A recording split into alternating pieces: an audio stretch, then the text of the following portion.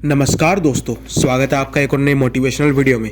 मैं आपके साथ आ चुका हूं गाइडेंस बाय केशव की एक और नई वीडियो में। इस वीडियो में मैं आपको बताने वाला हूं कि हमें गुस्सा क्यों नहीं करना चाहिए। जब हम गुस्से में हो तो पहले हमें सोच समझकर निर्णय लेना चाहिए, नहीं हमारे साथ बहुत बुरा हो सकता है, जिसकी इस कहानी के माध्यम से मैं आपको बताने वाला हूँ। अगर जो आप इस वीडियो को बंद करने वाले हो तो अभी आप इस वीडियो को बंद कर जा सकते हो, क्योंकि आगे सिर्फ वही बढ़े जो अपने जीवन में सफल होना चाहते हो और कुछ नई बात सीखना चाहते हो और अपने जीवन में कामयाबी को अपने चरणों में गिराना चाहते हो। तो चलिए बिना किसी देरी करे हम एक छोटी सी कहानी शुरू करते हैं।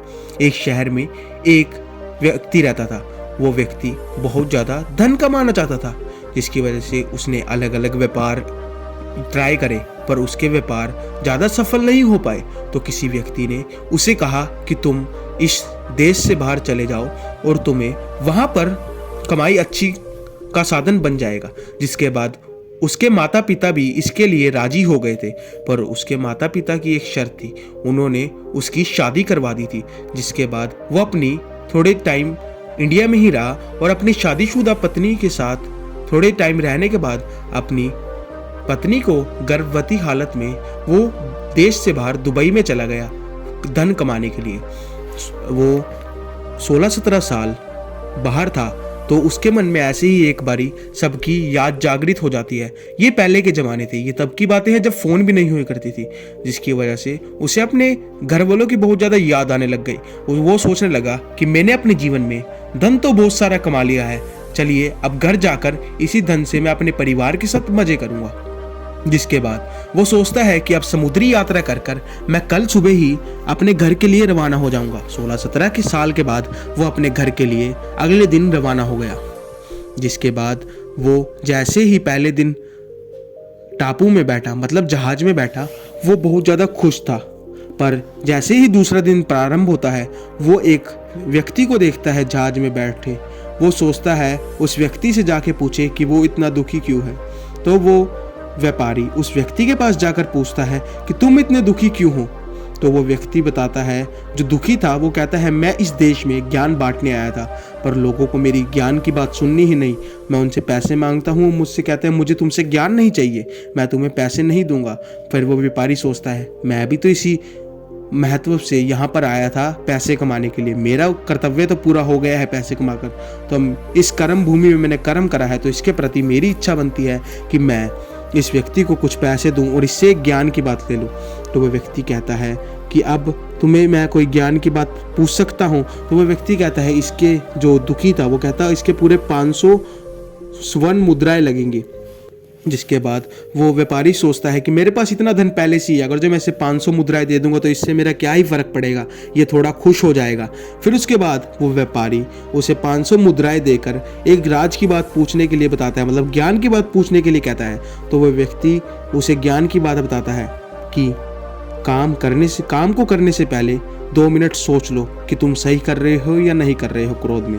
फिर उसके बाद वो सोचता है व्यापारी, ये बात तो मेरे को वैसे भी पता थी, चलो कोई नहीं, इसे 500 मुद्राएं मैं दे देता हूँ, ये भी खुश हो जाएगी। तो वो व्यक्ति कहता है क्या तुम्हें दोबारा कोई प्रश्न पूछना है। तो वो कहता है नहीं, यही मुझे आपने यही बता दिया, यही बहुत बड़ी बात है। जिसके बाद वो 500 मुद्राएं देकर थोड़े ही दिन में अपने घर पहुंच जाता है। जिसके बाद वो जैसे ही घर के बाहर गली वगैरह में आता है, वो बहुत ज़्यादा खुश होता है। वो सोचता है कि वो घर जाकर अपने पत्नी, जो उसका बच्चा लड़का या लड़की हो रखी है, वो उससे मिलेगा, क्योंकि उसने अपने पुत्र या फिर पुत्री जो भी हुई थी उसे नहीं मिला था, और अपने माता पिता से भी मिलेगा।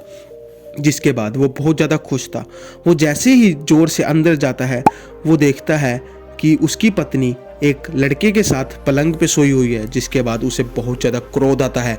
वो सोचता है कि मैं धन कमाने के लिए अपने घर परिवार को छोड़कर बाहर गया, मैंने अपने प्यार और अपने परिवार का बलिदान किया पैसे कमाने के लिए, और ये मेरी पत्नी किसी और के साथ मज़े उड़ा रही है। तो उसे बहुत ज़्यादा गुस्सा आने लगा।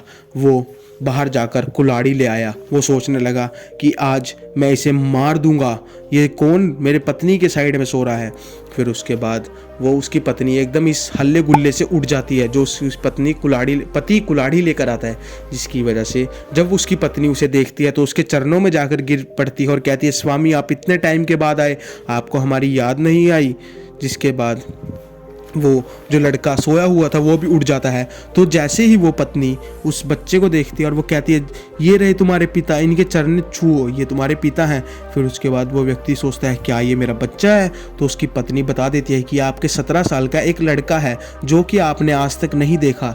जिसके बाद वो व्यक्ति सोचता है कि वो ज्ञान की बात सोचने लग जाता है। उस व्यक्ति ने मुझे जहाज में बताया था कि तुम जो भी करो उससे दो मिनट पहले सोच लिया करो। जिसके बाद उसे ये बात, ज्ञान की बात याद आ जाती है। अगर जो वो 2 मिनट और उसकी पत्नी ना उठती तो वो अपने बच्चे को ही मार देता अपने हाथों से। जिसके बाद उसे ये ज्ञान की बात समझ आई और वो उस व्यक्ति का धन्यवाद करता है और कहता है कि शायद अगर जो मैं उसकी बात नहीं मानता तो आज मैं अपने पुत्र को खो बैठता। जिसके बाद उसे ज्ञान की बात बहुत ज़्यादा समझ आई और उसे अपने गुस्से पर बहुत ज़्यादा क्रोध आने लगा कि मतलब उसने गुस्से में अगर जो वो अपने बच्चे को मार देता तो वो कभी भी अपने आप को माफ़ नहीं कर पाता। ऐसे ही हमारे जीवन में होता है, हम कुछ भी करते हैं तो उससे 2 मिनट पहले सोचते नहीं, जिसकी वजह से हमें उसका पछतावा बाद में होता है। हमें क्रोध में हमेशा चुप रहना चाहिए, क्योंकि श्री कृष्ण भी कहते हैं कि क्रोध में हमेशा हमें चुप रहना चाहिए, नहीं हमारे मुँह से कुछ ऐसा निकल जाएगा कि वो हम वापस भी नहीं ले पाएंगे और उसका दुख हमें बाद में होगा। जिसके बाद हमें हमेशा अपने क्रोध पर नियंत्रण करना चाहिए और कुछ भी काम करने से पहले 2 मिनट सोच लेना चाहिए।